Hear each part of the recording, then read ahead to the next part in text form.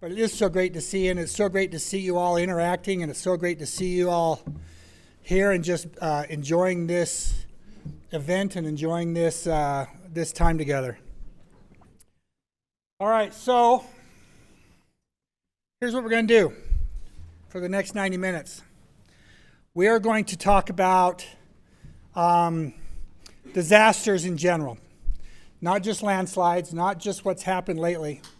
We're going to talk about disasters of all kinds. And what we're really after here is we're after the long-term perspective of these kinds of things, of disasters that have happened in the past and what we've learned over the longer term. These disasters can be anything, okay? And I think about things that have happened in the past. I think about for example, I can think of landslides or other things that have happened in Cedar Hills, in North Salt Lake. I can think of geological disaster that happened in Enoch City a while ago. Where I can think of the town of Thistle being buried underwater. One that hit home to me, we're not going to really talk about today, but just to illustrate. I grew up on a dairy farm in West Jordan, and right through the middle of our dairy farm, there was an old pioneer canal built by the pioneers in 18-something, and it went right through the dairy farm, and it was on a hillside, and so there was part of the farm above the hill and part of the farm below the hill, and of course, that farm's not there anymore. It's all been built and developed, and I don't know, maybe it's been about 8, 9, 10 years ago. That canal, which was part of the farm, which I swam in and pulled carp out of. I was going to say fish, but you don't fish for carp, you pitchfork for them. Many times, after all these years, the bank broke away, and the entire canal emptied on these people's houses. It happens, and that was especially difficult to me. There's also been economic disasters. 2007, things hit hard. There's been political things that have happened. There's been disasters that have just been caused by unscrupulous people, right? And they happen. And, while we've had great recommendations about what to do, particularly with landslides and geology and stuff like that, what to do now, I'd like to talk about maybe lessons we've learned from more of the long-term perspective. Now, as you can imagine, that particular subject is a little bit difficult to find people to talk about it.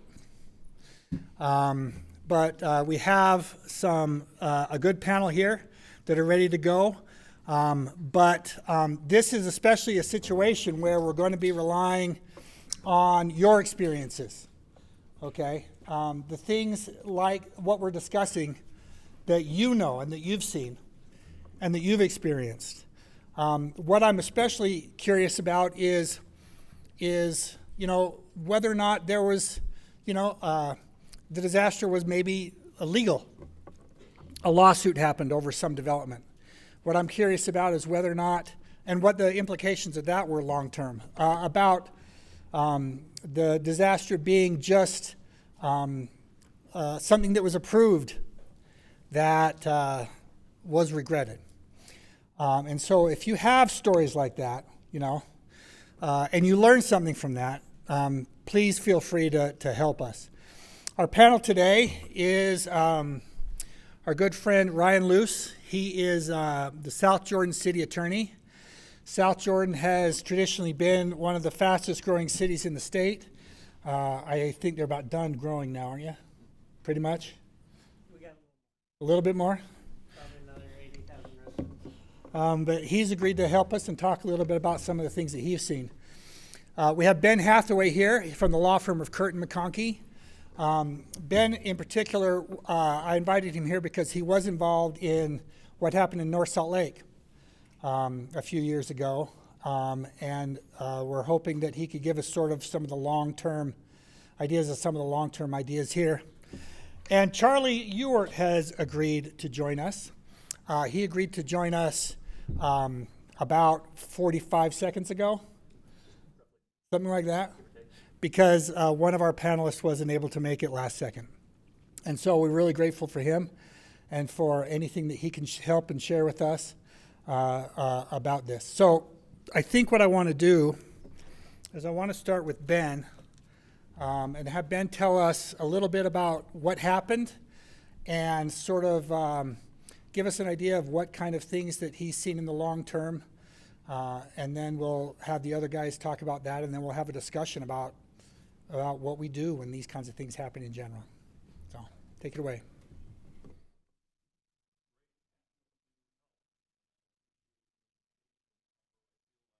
Be sure to get the microphone close to your mouth because we're recording.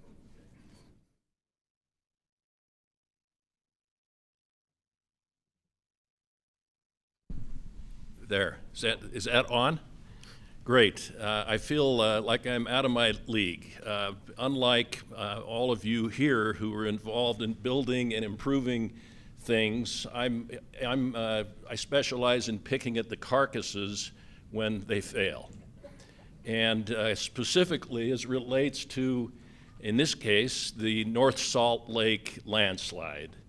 Early in the morning of Tuesday, August 5th of 2014, there was a 500-foot wide, 500-foot long, and about a several hundred-foot deep landslide that sloughed off the foothills of North Salt Lake. And I brought a photo of it. John, if you wouldn't mind popping it up there if you can. This is a double feature because it was also included in at least a photo similar to this was included in the Utah Geological Survey's brochures, their materials. So that's it, and that's what it looked like shortly after August 5th of 2014. That slide followed 2 heavy days of rain on July 28th and 29th, and then another pretty heavy day of rain focusing up on the North Salt Lake foothills on August 4th. And of course, everyone thought initially that that's what the cause was ultimately of the slide. Well, I'm here now a little further down the road than Edge Holmes is on the situation. It's now, this was 2014. Litigation ensued in 2015. In fact, by my count, there were 5 separate lawsuits filed. And several of the 12 firms in town involved in the litigation that spanned from 2015 until it was settled in early 2020.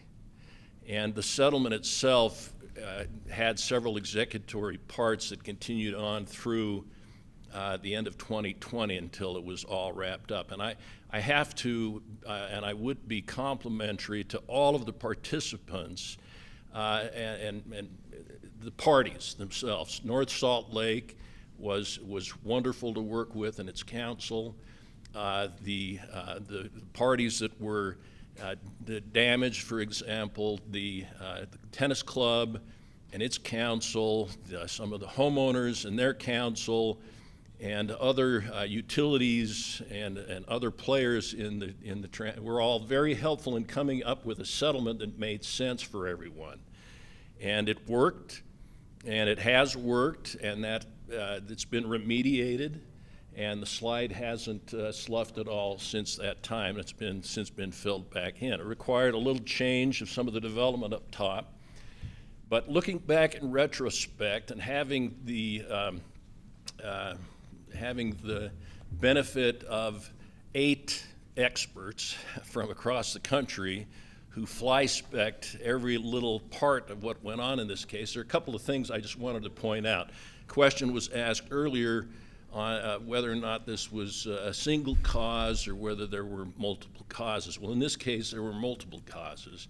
And I'm going to highlight a few briefly, just maybe as a cautionary tale for all of us as we continue forward in this development process and in planning and approval and the land use in our state. First of all, this ground from 1960s to 2003 was a gravel pit. And it was a quarry operated on and around the portion of the hillside that failed. Beginning in the 90s, all of the foothills along North Salt Lake where the slide occurred had been developed and were in the process of being developed. In fact, there were 19 phases beginning in the late 90s up through 2015, up through today. I think there's still some development, or at least there's some construction going on up there. It was provisionally approved and work was taking place. In about 2003, the land below the slide, down where you can see the tennis bubble, was sold and homes were built. And when those homes were built and the facilities constructed, parts of the toe of the hill were cut away and replaced with retaining walls. During some above normal precipitation in 2005, one of the retaining walls down below the slide area buckled, and there was heaving seen of some of the dirt around it.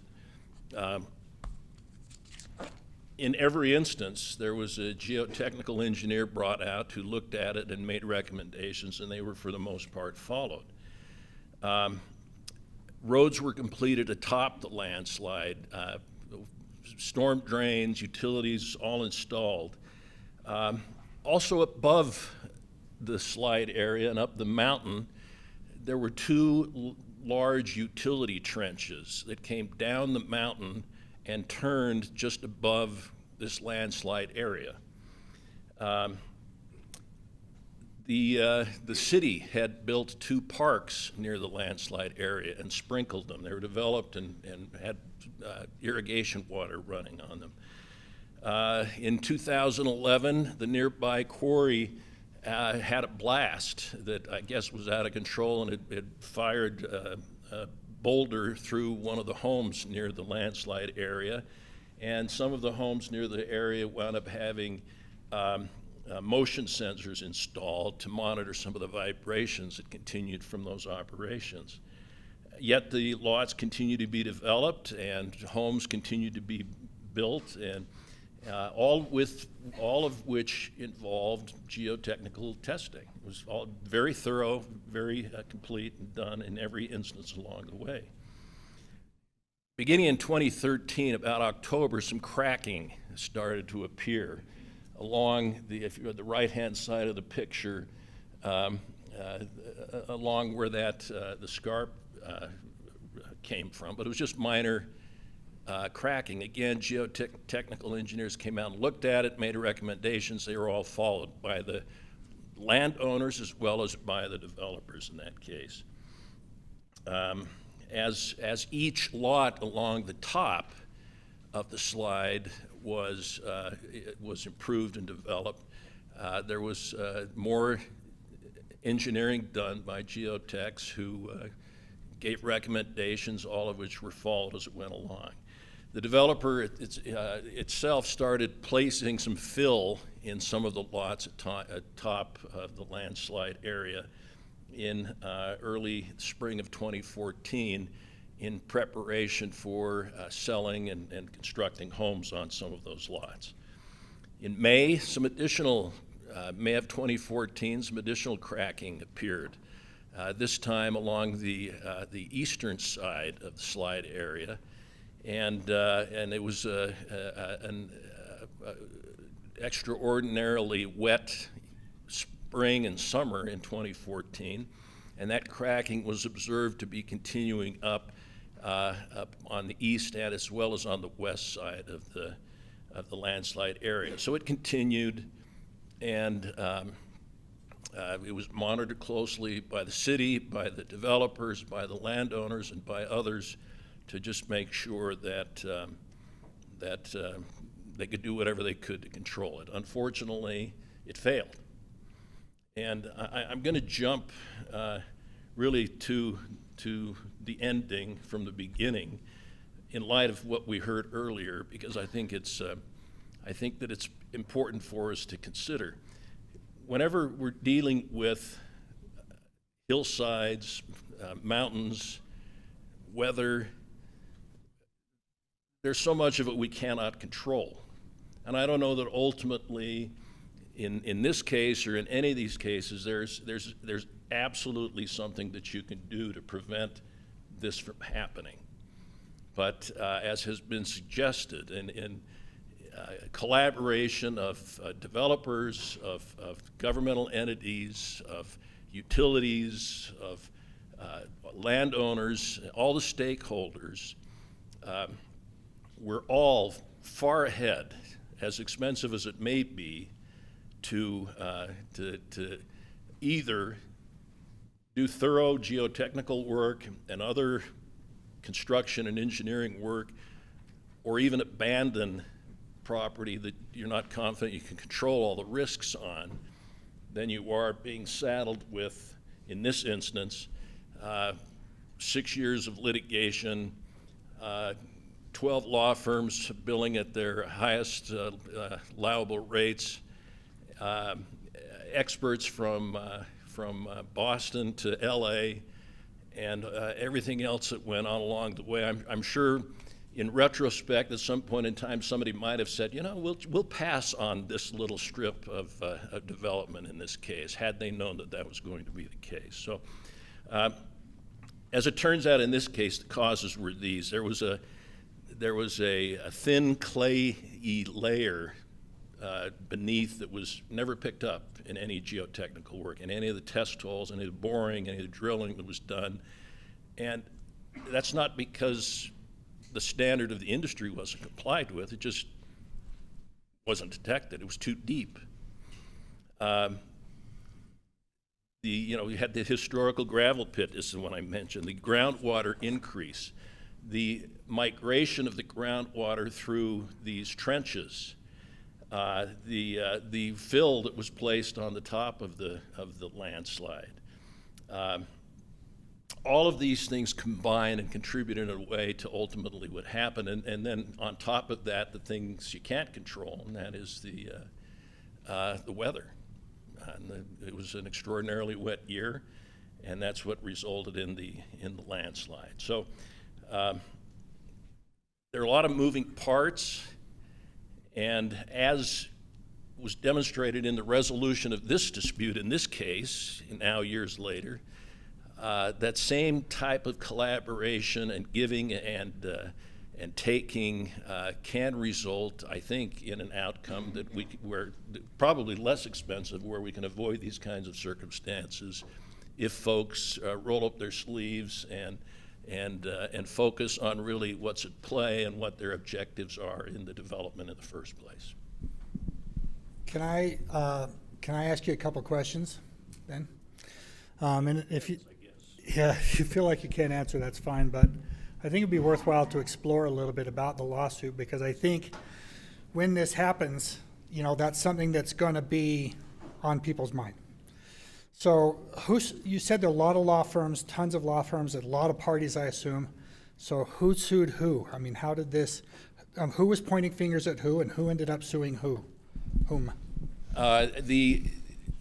Initially, when the landslide occurred, it destroyed it didn't destroy it entirely, but it made the bubble on the tennis court unusual. And so there was harm to the tennis club. There was a home that was completely destroyed. And then there was a home next to it that was rendered uninhabitable. And the developers stepped up and solved those and were able to settle those. But the tennis club filed a suit. The developer filed a suit against the geotechnical engineers and against the utilities. The utilities sued the developer. There was another homeowner with whom no settlement obtained who filed a lawsuit, and against the developer and the city and everybody else. The developer also sued the city, provided the notice and so forth. So the stakeholders ultimately were the developer, two landowners, primarily the club and the other homeowner, the utility companies, and North Salt Lake, I think I mentioned, and I believe those were the main parties. Can you talk a little bit about about why that took so long to get to a resolution, and or what was the key to getting to a resolution? You know, what was the catalyst for finally getting it resolved? Why it took so long was all the moving parts, people getting experts involved, being subject to their schedules. Experts, not unlike lawyers, are expensive, and they have their own schedules and timeframes. We tried an early mediation in that case. We agreed to a limited period of time for the discovery, where we talked to experts. We deposed the contractors, the geotechnical engineers who had previously performed work, and that's part I didn't mention before, I think, the geotechnical engineers. So we did this initial discovery to get a feel for it, and then we had mediation, and we mediated for about 6 days, and were not able to come to any workable solution. People, this is more a general comment, I think, than as specific as it relates to this, but sometimes people bow their backs in their views, and it's not until they have the opportunity to either have their deposition taken in a room filled with lawyers under oath and are challenged in some of their thinking, or they get to appear in court and testify and are challenged somewhat in their thinking, that sometimes that has a leavening effect and enables people to think and see the broader picture and kind of come outside of their echo chamber where a lot of discussion takes place. So we had the mediation, it didn't work. We continued with full-on litigation. There were claims for injunctive relief. There were all along the way, people were doing whatever they could to make the litigation as painful as possible, and it just took some time. And we had a trial set. It was set for 6 weeks in August of 2020. Likely, well, obviously it wouldn't have happened if we'd wound up having to try. Our judge retired, but he agreed then to come back and hear the case. And there was no courtroom in Davis County that we could all fit in, and so we made arrangements with the juvenile court in Ogden to try the case, and we were getting ready to try it, and finally came to a provisional settlement in the first part of 2020, and it had some moving parts that all played out by the end of 2020, and we got it all wrapped up. Is there anything you can tell us? I'm guessing no, but is there anything you can tell us about the structure of that settlement, what it looked like? Well, yeah, I think I can fairly. It's a public document because North Salt Lake was a party to it. But everybody came to the table. People, some people came up with land, some people came up with money.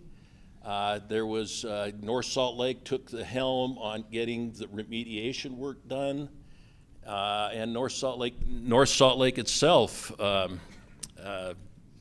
contributed in any way it could, and so it was really an all-hands resolution. And my hat goes off to the parties and their attorneys for being able to structure it, make it work. And so going away from the deal, all folks were satisfied with it. They settled, but landowners that felt like they'd been damaged went away with some money in their pocket. The developers went away with a little less money in their pocket. The city wound up with some property and with the ability to control its destiny in resolving the issue. And everyone was satisfied and signed, and haven't had any complaints since. That's great. Okay, so my last question to you is, so can you think of any lessons learned? I mean, what lessons are there for you? If you could tell anybody who is at the beginning of that process, right, seeing it in the rearview mirror for you, can you think of any lessons you'd share with the group? The general lesson from me would be, if you're not absolutely certain that you can control all of the risks, after relying on top flight experts, as have been suggested, related to any development of land, do something else. You'll be dollars ahead. You'll be, you can do so many other things. If you're comfortable that you know the risks and you can control them as much as reasonably possible, and then do it and pay to do it right on the front end, because it's much cheaper than piecing it together on the back end. Specifically, in this case, I'm not sure that there was a breach of standard of care of anybody in this case. This problematic layer of clayey, slick material down 80 to 100 feet below the surface, I don't know that anyone applied. It wasn't even discovered until there was some 3D analyses done after the ground had slid. And I don't know that it would have ever been uncovered under the circumstances. So someone would have had to have been very prescient to have looked at that and said, I think we're going to pass on this phase up here. We'll just move on. I don't know that would have happened. But again, if you go back to being comfortable that you know the risks, and being then able to control the risks to your satisfaction. If you can't do that, I just would suggest that perhaps you think about something else. That's your easy land. to say, in I get it. hindsight.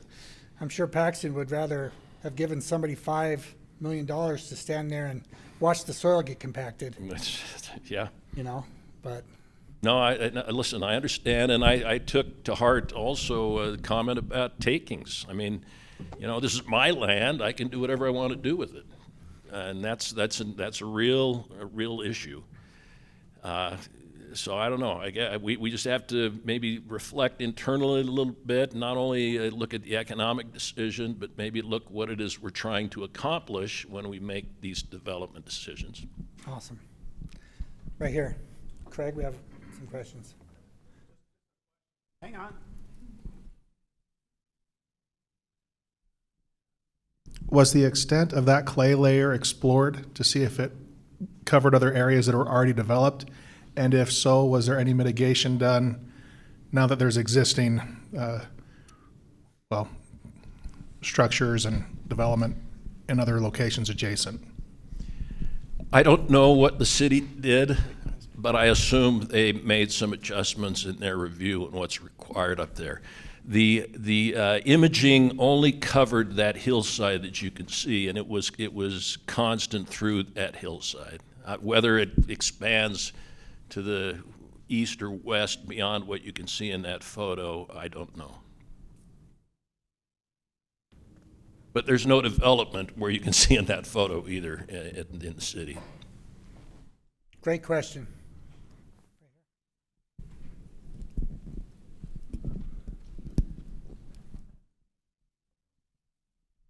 So you stated that that there was a resolution to the mediation shortly before you went to trial. I didn't catch if you said it. What was there a key turning point in the issues that led to that resolution to prevent it from going to trial, and how did that come about? The mediation failed, and it was later when the attorneys sat down and negotiated the resolution that it settled. And I'm not at liberty to tell you what, in my opinion, was the turning point. But there was some action taken by the parties involved in the dispute that wound up being persuasive on others that would be in their interest to resolve it now. But suffice it that everyone just got reasonable. And drawing on everyone's experiences in depositions or in prior hearings that we'd had, the prospect of spending 6 weeks in a juvenile courtroom up in Ogden, I think that had the effect of really watering down people's expectations of the outcome. Any other questions? Thank you, Ben. That's very helpful. Ryan, you want to talk a little bit about South Jordan City and what you've seen? So I like that Brent thinks of me when he thinks of disasters. And he didn't quite give me the same assignment. He gave me the assignment of what things have happened that developers and the city have done that have made us change how we do things and how we work with developers, what are requirements. And that's a pretty broad topic. It goes from the little things of when I first started. So when I first started, it was 2006, and South Jordan was about 30 to 35,000 people. Can I interrupt you to tell Yes. you why there's a sort of a shift? Because this is not really a different topic. Understood. The idea being that, think about for a second, the example is think about that poor kid who died in the Nutty Putty Caves. Okay? People have been climbing around in there for years, and one kid goes in there and dies. And what do? They fill the cave, and they close it forever. And now Nutty Putty Cave isn't available, right? And so one thing that happens with disasters, okay, and be they political, economical, or any of the kind of things we're talking about, is it changes the way we do things, right? It changes like our rules, and it changes our standards, and it changes the way we feel about things that come before us, right? And there's two groups here represented in this room, and some of you will recognize the names of these groups when I tell you. One of them is called the Home Team, and Ryan's part of that team, and one of them is called the Good Guys, and I'm part of that team. That's not what we call it.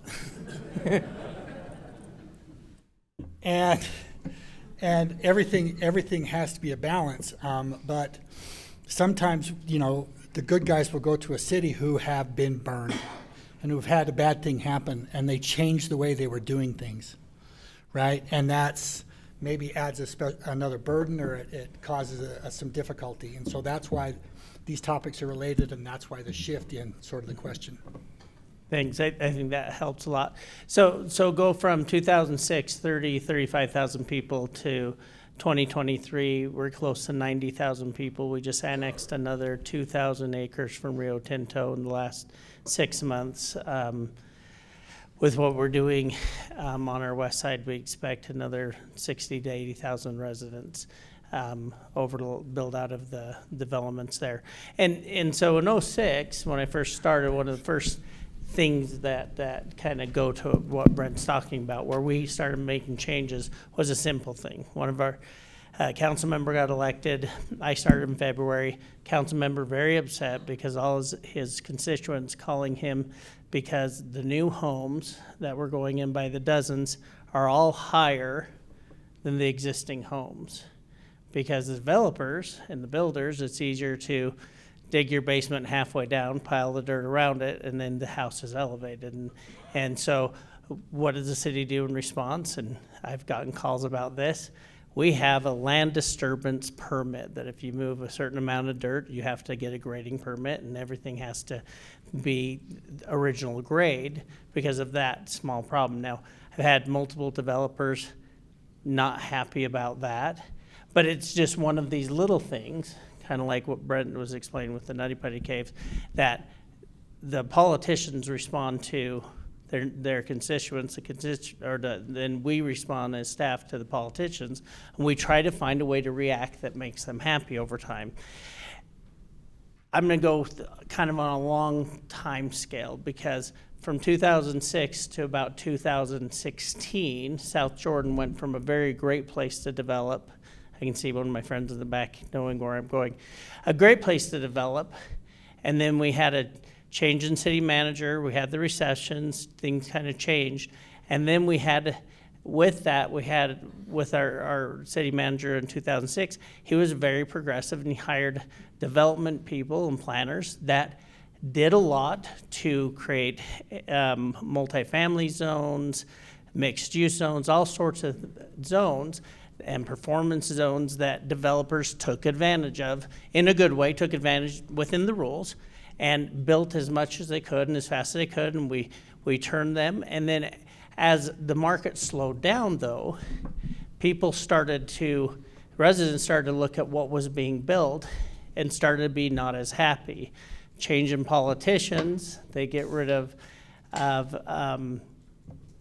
some of the personnel, and what you have is a more focused look at what was built.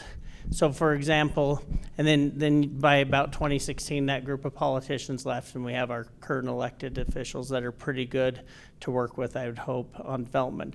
But what happened, I'm gonna give you a few examples. We had something called a performance zone in our commercial freeway area. So if you think of 106 South, here close, and I-15, as you're going east toward the on-ramp off to the north side, there's a whole bunch of apartments. And those apartments were built in a commercial zone, and we had a performance development that said if you did extra, we would let you build high-density residential. That's about 60 to 80 units an acre, maybe a little more depending on exactly how wide you look. And so they started building, and this one development, I should have brought a picture, I apologize. As you're going east, you see this big cement wall that's probably 25 to 30 feet tall. Now that was promised as the performance part to get the development rights on it. It was promised to have gardens and terraced and everything. And when they got into it, because of the downturn in the economy and all the difficulties, they ended up building a sheer, nice, beautiful concrete wall. It's a lovely concrete wall. I mean, it's beautiful, but it's a concrete wall. I'm surprised no one's decorated it with paintings yet, because it is a great tapestry. But every time our council drove by that as it was getting built, and they said, where were the things we were promised? And as we talked about, should we shut down development? What should we do? The developer said, if you shut it down, it stops, and all you're gonna have is the footings and foundation. You'll never have any more because no one can afford it. The promises we gave you to get what we got, development rights, we cannot do under the economic conditions, and who knows when they'll change. In the end, the city let it be built, and now every time our council members go to I-15, which as you can imagine is basically daily, they think about that wall, and they think about, I can't trust when a developer tells me they're gonna do something nice. Now, most developers do what they say they're going to do, but I can show you a beautiful wall that tells the elected officials that's not the case.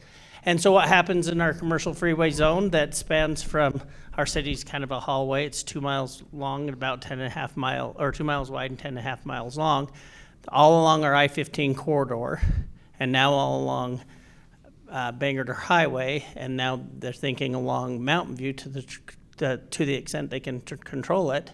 They don't want in commercial areas any residential. Under any performance standard, any other standard, they just don't want to deal with it because they don't think they'll get the bargain that they made. They don't think they'll get that benefit. And so that's one that jumped to mind. Is that kind of what you're looking for? Yeah, exactly. And the problem with that is now we have a lot of area. In fact, I was talking to a developer on the way in who's looking at buying property along the I-15 corridor right in that area, and it gets harder to do development in there because the council doesn't think they will get their bargain, and the staff frankly doesn't want to stick their necks out if they don't know they're going to get what they were promised, because staff doesn't like going back and say you're going to have to live with a concrete wall. Another development in that same area, if you've seen the La Quinta Inn, again along 106th, promise a beautiful multi-use, with shops and different things. It turned out to be just rows and rows of townhomes. And what we're told is, well, the commercial will come someday later. And now I'm negotiating a couple of development agreements, and the council is putting in benchmarks. And they say you only get 50% of your homes when we have 50% of our commercial. And they just won't budge on those things because they just don't believe that it'll ever come otherwise, because it hasn't been. And those are the kind of things we're running into. We got rid of all of those really creative, really wonderful AICP endorsed mixed-use development tools. They're all gone. And what we were For the able. reasons you're telling us, or is there? Yes, other for the reasons, because under those tools, all that we could get built were rows of townhomes, and we can do that in other ways. And if you, several of you have developed in South Jordan, if you want to do anything more than 5 units, 6 units per acre, we have an overlay zone that you negotiate directly with the council, which can sometimes take a while, and they will ask for pickleball courts, just so you know. Chase knows, they'll ask for pickleball. But then you're negotiating directly with the electeds, and all the tools that are good planning principles, good legal principles are kind of out the window, because again, once you have just the base zones in place, they don't feel like they get what they're promised. And that I've got a half dozen other examples, but. So, a couple of questions. So how do you handle the elected officials as the city attorney, okay? When the elected officials are trying to, they're feeling sore about something, and they're trying to make the next developer come along and sort of pick up what the last developer failed to do. Carefully. Every system's different, and it somewhat depends on who you work for. I work directly for the city council. They are my boss. Any 4 of them, if they're not happy with me, can get rid of me. And so I'm very responsive to what their needs are from the standpoint. If they say they really want to see benchmarks in place, then we only negotiate terms twice in the last 2-3 weeks. I've had to say I have no authority to negotiate what you're asking. And we can get you back in front of the council. And that's not the best way to do it, but often that's the only way. When people ask beyond the scope of what staff is allowed to negotiate, we have to get them to our council. Now, our council right now, I would say, is pretty good to work with. I wouldn't say they're always reasonable, but they always have logic to why they're asking for it. They're asking. I know Chase and Chris and several others have developed there recently, but that changes every election cycle. And we're going to have at least one change on our council. I don't know what it'll be like next year. And people run for to react to what they're seeing out there. So the best approach we've found is just to only negotiate as staff what they've already agreed to, which means developers are interfacing with the council quite a bit. We will all be sure to tell the council that you said nice things about them. Is it really a situation where you feel like that if you or any of the staff push against the council that your job's in jeopardy? No, but the whole purpose of the way we've set up the zoning code and stuff, it's not that your job's in jeopardy. It's just that I can't make a promise to a developer because I don't have a code in many cases. If you want to do 8 units per acre, I don't have a code that allows that. What I have is a zoning code that could allow it if they change the zone and overlay the extra units on top of a zone that you would have. And so in that case, it always forces you back to council. And Chase is here. I think that was your experience recently. Did a wonderful development, kind of going from the hill to the river bottoms, and went back to council at least 2-3 times because we hit a point at which we can't negotiate more staff because they're negotiating with council. 8 years, 10 years ago, that would have been a completely different thing. We had different tools in place. But even with a very decent council to deal with, I don't think they would go back to just putting it in the zoning code and allowing it to be there. They'd like to negotiate it. Have these changes created a development bottleneck or slowed down the development process in a significant way? Because I connect things like that to, say, affordable housing, to the ability to be creative in a community. All those things are made more difficult. It's difficult on infill. We have infill projects, and then our small project outside of infill is like 200 acres. So on our infill projects, yes, it's difficult and slows the process down. I would say on the bigger projects, those are naturally about the same pace because when you're doing, several thousand acres or even 200-300, there's a lot of moving pieces. But I think it's fair to say it's slowed down. Chase, would you say it's slower? Chase, you got a smile on your face. I mean, having worked with South Jordan City, and I don't mean to pick on them, You can pick on us, it's okay. but, I mean, what's your impression? What's your thoughts about all this?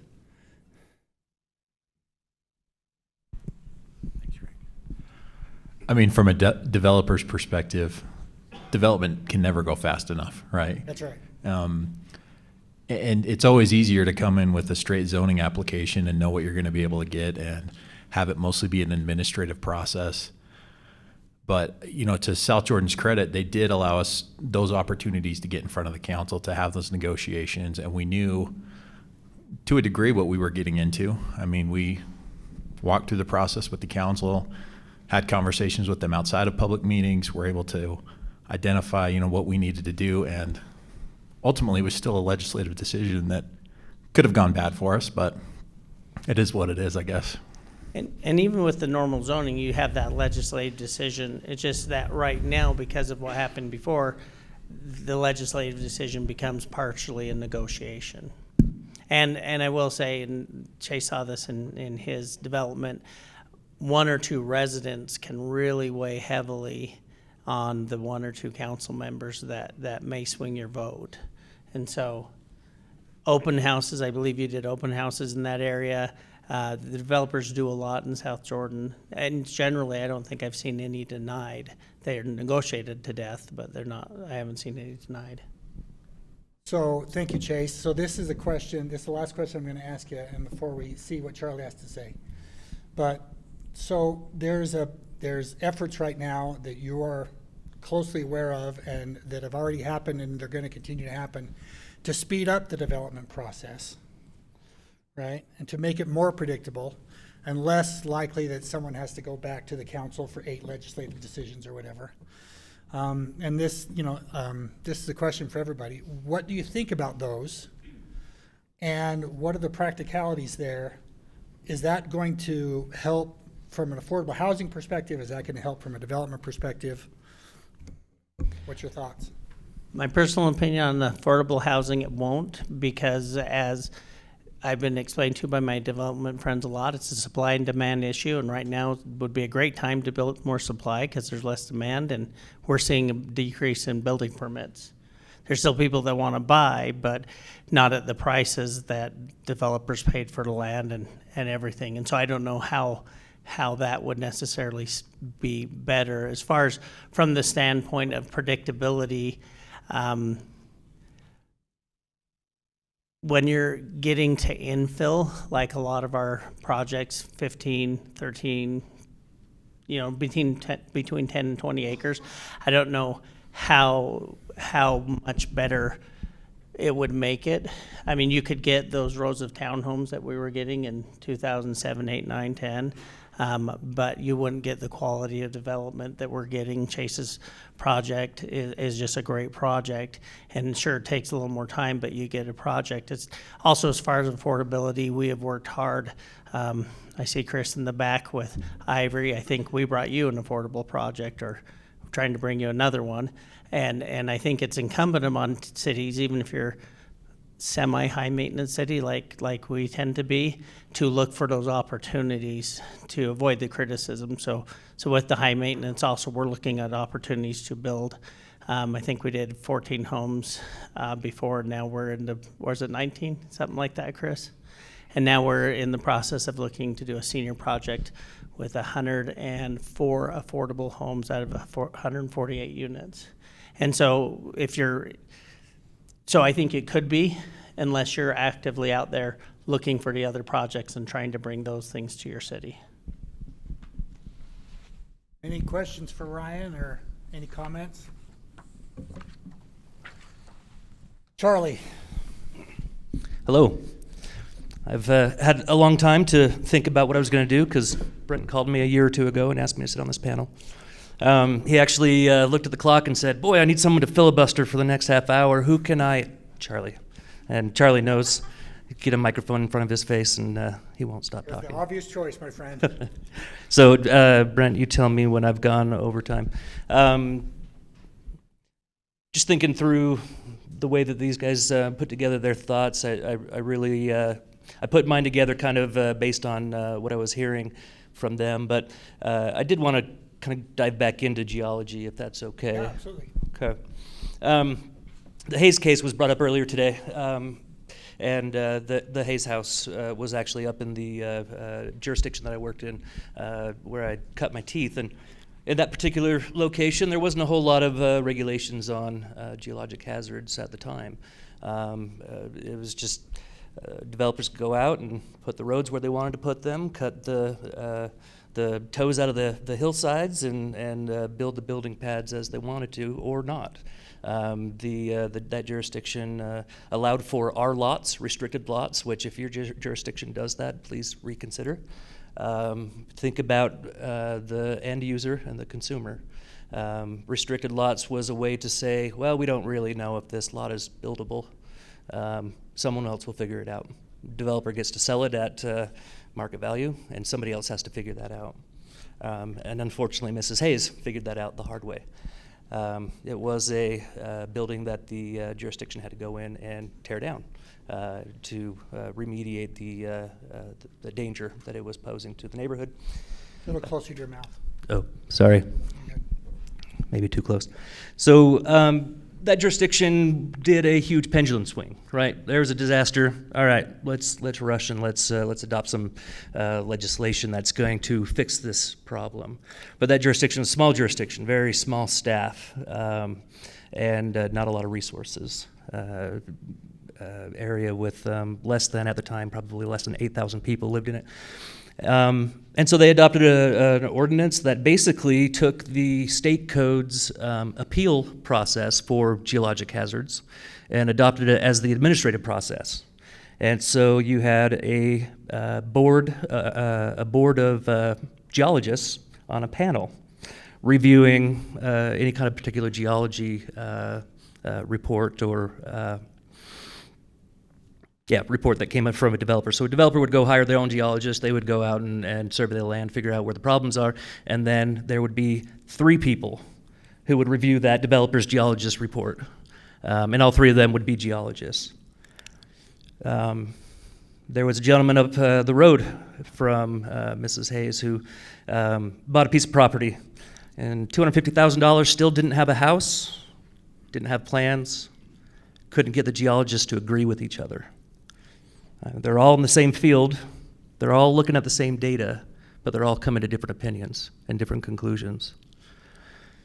So that was a big pendulum swing. And then I think we kind of came back to the middle when my mentor was there. He actually brought some of the stuff from Draper, some of the stuff that Draper had adopted and brought it up to that jurisdiction.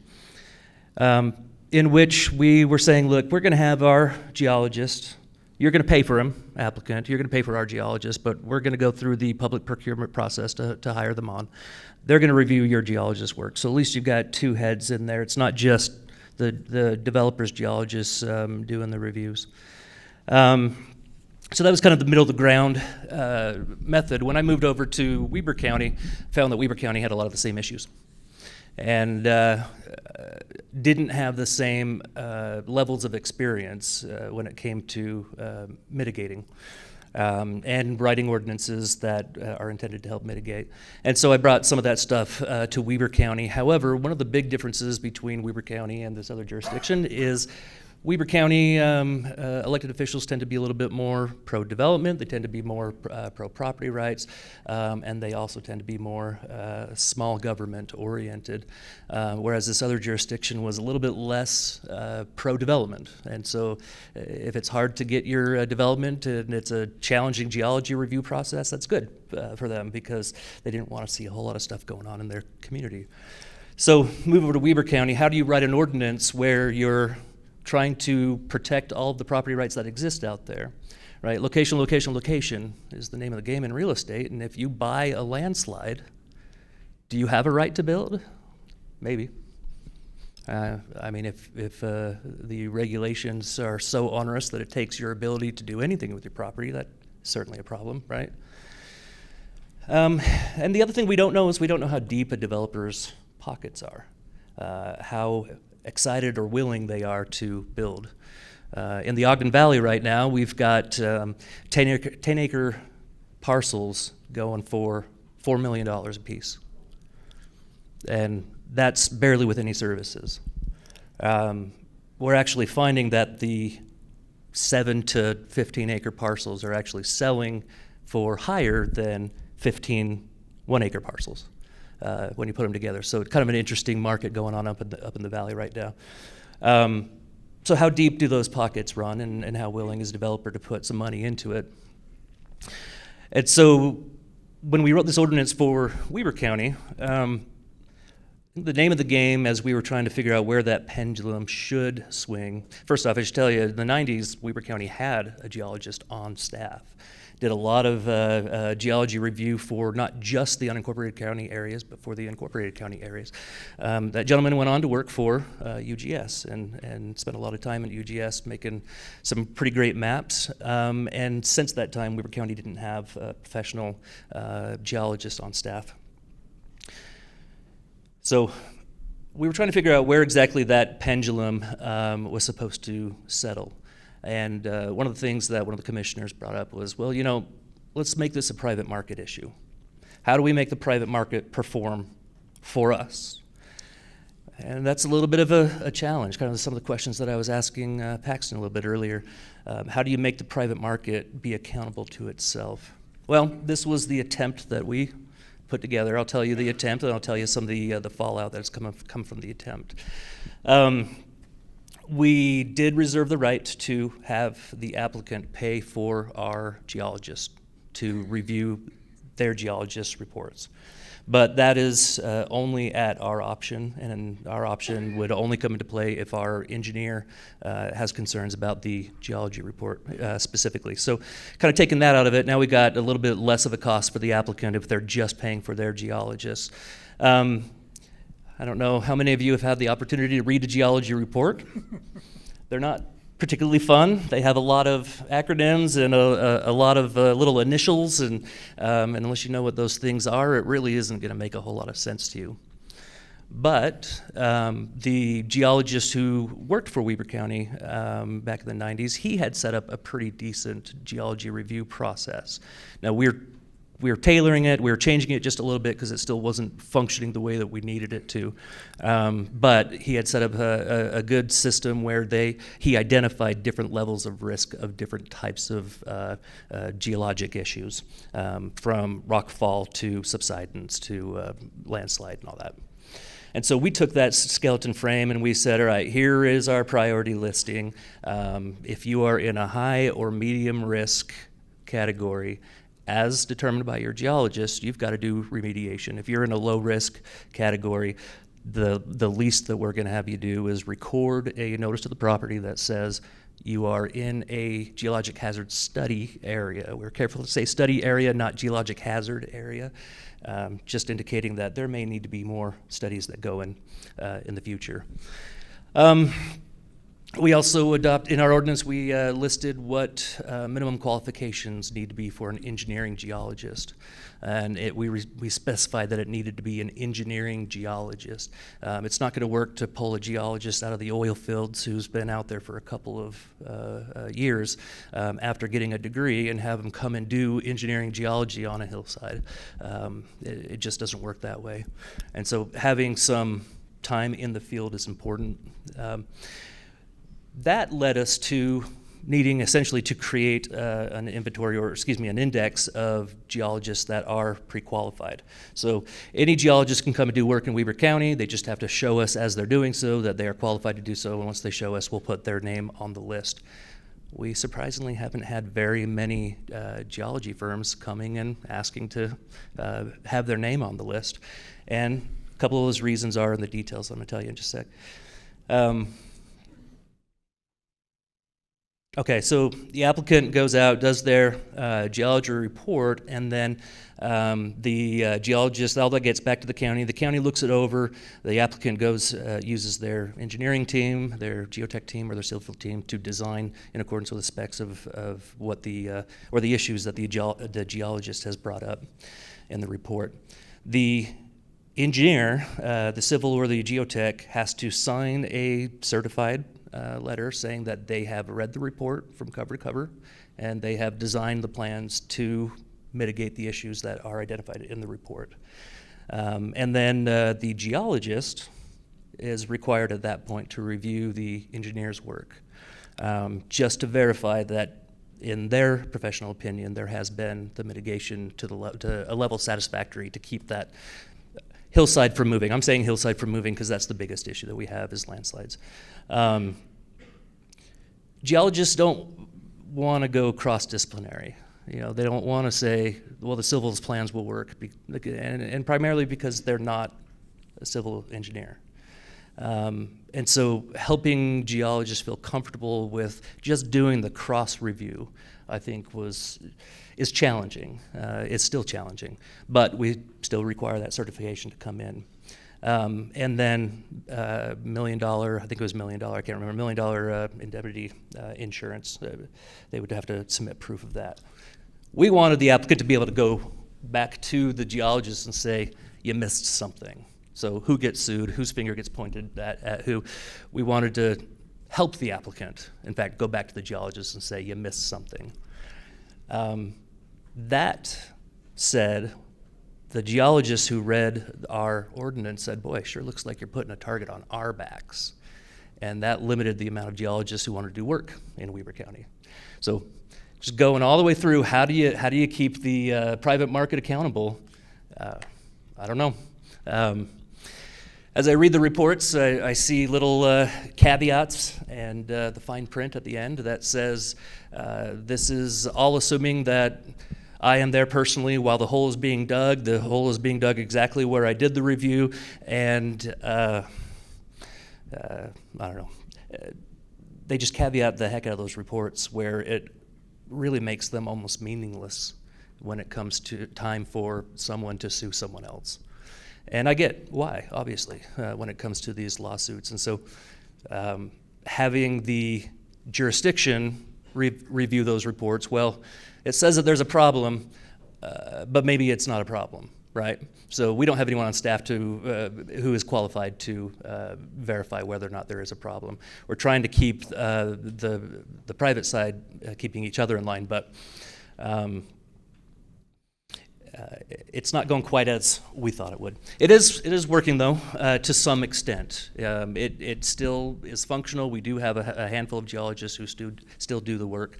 And by and large, we've been finding that a lot of these geologists get out to an identified study area, and these study areas are depicted on the UGS maps. They are able to determine just right off the cuff that there isn't a hazard for most of those cases. And so we haven't had to do a really big in-depth geology review in a little while. But okay, so that was geology. Let me talk about another time that the S hit the fan and we were left holding the bag. We had a development. The developer severely underestimated their ability to complete their development. They put up a bond, they started selling lots, people bought lots and started building. The developer went bankrupt. Most of the infrastructure was not installed.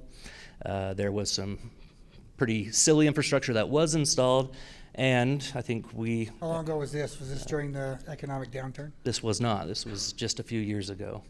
And so it happened at a time that they should have been able to sell them for enough that they could have. It was just an inexperienced father-son developer team. And we had some challenging learning curves, I think, for our engineering division because they were releasing escrow funds based off of invoices received by the developer, as opposed to going through the line items in the engineer's cost estimate. And so there was too much money essentially released by the time we figured out that the developer was bankrupt. Another developer came in, tried to fix the problem, mostly because he bought about half the lots in there. Now he owns the problem, and the other lot owners who are there, who are having challenges with mostly it's their secondary water. Our culinary water provider in the area said, you're not going to get access to our culinary system unless you have a functioning secondary system, because they just don't have the storage or capacity to supply for secondary water. And so they weren't hooking the water up. Consequently, about the same time, we had another development that had the same issue, and at a different side of the county, actually. And because escrow releases had occurred down past a certain threshold for what we thought was legitimate charges from the contractor, we had released too much and didn't have enough money to secure that secondary water system. So now we've got two different culinary water providers who have conditioned their service on secondary water, and there is no secondary service in these areas, and these lots have been sold. And because we had landowners who had great plights, you know, it's almost Christmas time and we'd really like to get our building permit, we promise we'll only ask for footing and foundation. Well, commission said, oh, okay, just that. Well, we promise if you let us get to framing, you know, fine. If you let us get to four-way, we'll, you know, we promise that secondary system will be in. Well, these new buyers, they bought into the development. They're not developers. They don't know what's required of them to get access to a full secondary water system. And so it's also a learning curve that our commissioners have come to a realization recently, when we had a very large developer looking to attract a very large hotelier, a five-season resort hotelier, and the hotelier said, okay, we don't have a sewer system yet. We don't have a functioning water system yet, but let us start building, and we promise we'll have what is needed by the time it comes due. The county commission, I think, had a few hard licks before they realized, you know, we're not going to do that. So then, okay, how far into the question of infrastructure installation do you go? At the conference, the planning conference, APA planning conference that was put on up in Ogden last month, during the legislative update session, we were informed that maybe this year the legislature will take on the issue of sidewalks. When do sidewalks get installed? Sidewalks are a big issue, in my opinion, because when you get to the point, if you haven't installed your sidewalks at the point that your subdivision has anybody living in it, then the people who are living there don't have sidewalks that are needed and essential for them. But a lot of jurisdictions say, well, we don't want the cement truck to drive over the sidewalk and break it, so don't install the sidewalk until we get you C of O. Oftentimes, by the time that comes around, the developer has sold all the lots. Well, then who puts in the sidewalks? Well, that's okay, county, or city, you got escrow. So you've got enough, you can go put that in yourself. Well, it's been 5 years and inflation has gone to where it has been. And so what we had for sidewalks is now maybe a fourth of what it could have been. So that's a big issue. And our counterswing on that is, you know what? We're an unincorporated county. We don't have municipal services. We don't have a huge municipal tax. We need to figure out how to get these sidewalks to last until this place incorporates. So maybe we say 6-inch sidewalks, not 4-inch, 6-inch everywhere. Well, maybe that's not the right thing, but maybe it is. Part of us is thinking, well, you know what? If we do 6-inch sidewalks, they're just going to go and install them. They're not going to bond for that. They're not going to submit an escrow for that. Maybe. And so no good deed goes unpunished, right? The legislature, if they say sidewalks, you know, you cannot make them go in until C of O, well, hopefully they allow us to ensure that we go back in and get a new bond or a new escrow amount that considers inflation costs. Hopefully, you know, that kind of thing leads to a better outcome. My experience, it's Christmas time. They just want their temporary C of O, snow on the ground. You really can't put a sidewalk in at that time. It's a bad time to do it. Just let us get in for a temporary C of O, and then You'll never hear from us again. And that's true. And you never hear from them again. So, thanks, Charlie. That's great stuff. So, a couple questions. I'm interested in the response to this water problem that you've had with the secondary water. Okay, is the response by the elected officials there, is that more of a knee-jerk reaction? Is there a better way? I mean, this is the thing that concerns me is the easy, simple fix is not always the right fix and often makes things worse. And the people on my side of the table will tell you, usually makes things worse. I mean, how do you balance that? Tell you how we did. I don't know if I'm going to tell you how the right way, what the right way is, but set the stage. The upper Ogden Valley, drive up Ogden Canyon, that's where the upper Ogden Valley is. They've got 80-something individual shared water systems. Some of them are districts, some of them are private water companies, some of them are shared wells. But 80-something different shared water entities that are up there. In Western Weber, there are 2, and they're both water districts, so that's a little bit easier to manage.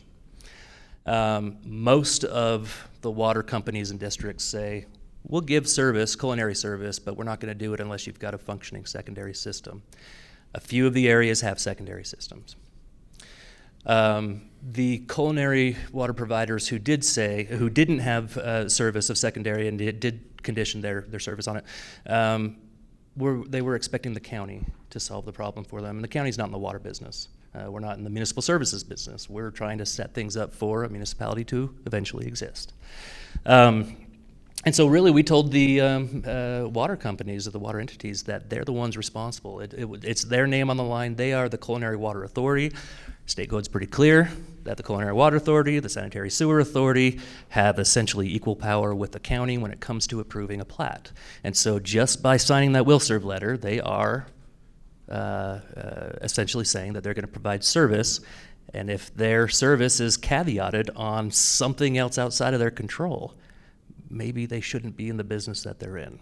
Now, they didn't like that response when I suggested that, but I did suggest, and one district is looking into it with earnest, actually expanding their system to include a secondary water system so they can control it. We went in and we adopted a new water concurrency ordinance where someone who's proposing a development has only 3 options. Connect to an existing system according to their specs, create a new system, or connect to a well, if you can get the health department to approve a well.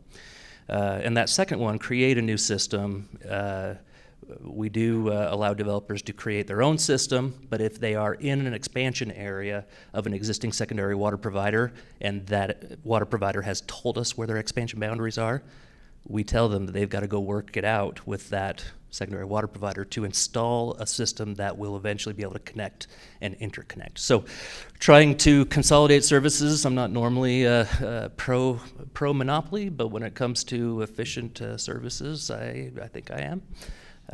As much as you can consolidate them, the better. I don't know if that answered your question, but that's what we did. Because it sounds like there could have been a lot of knee-jerk reactions that could have been way worse than that response, so that's a good thing. Yeah, we're still having meetings with landowners. Fortunately, with the first one I was telling you about, the developer who purchased about half the lots in the subdivision is trying to unbury himself. He's bought a bunch of property next door. We've got some leverage. He's looking for a rezone, so it'll all work out. He's going to make a little bit of money. He's going to fix the issue for that first developer. And then that second subdivision I mentioned, they had a functioning secondary water system just a couple hundred feet away that they could have hooked those 11 lots up to, but they didn't. For 2.5, 3 years, they didn't make that connection because they had a contract with the original developer that the original developer would provide them water, and the original developer was not going to release them from that contract, even though the original developer had not finished the water system he promised. So they just went ahead and made the connection. We'll see what happens. I have one more question, and then we're going to see if anybody else has any. But this is a question for you, but everybody, okay? The way I see this in real life usually is the battle of the competing engineers. Okay, the city engineer says this land is going to slide or whatever else. The developer's engineer says, no way, it's fine, okay? That happens, it's happened to all of us, we've all seen it. What do you do when that happens? What's your response usually? Tread lightly.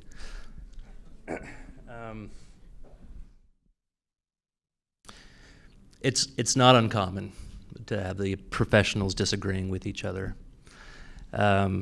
especially if they are very impassioned about their profession, right? But I've known few engineers who are unwilling to stand by their work, which also means that sometimes it's a little hard to yield. And it's very much, what does the book say? What does the spreadsheet say? But when it comes to that innate reaction of, what is this landslide going to do?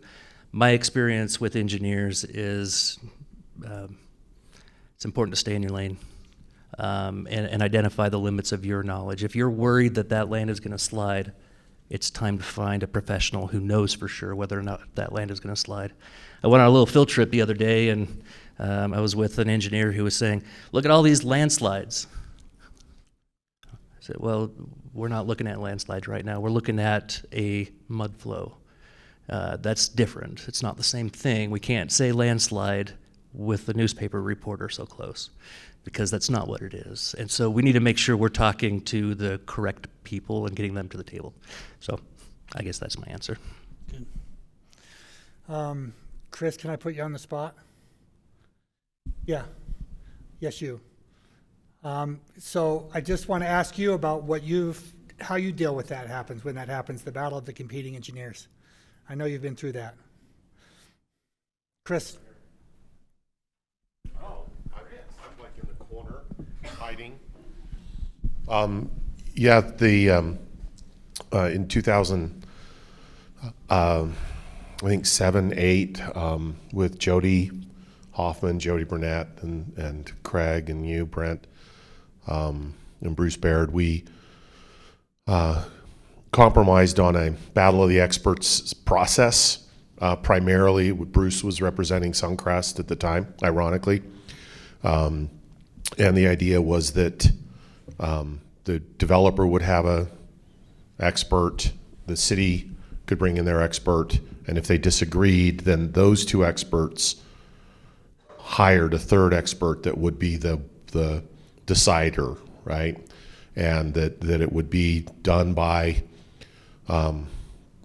people with qualifications, and that they would, then that was the final decision. So we typically don't put ourselves into those situations. We typically won't build where there's a lot of disagreement between the engineers. Thank you. Appreciate that. That's exactly what I was hoping you'd tell us. Is there any questions for our good panel here about any of these things?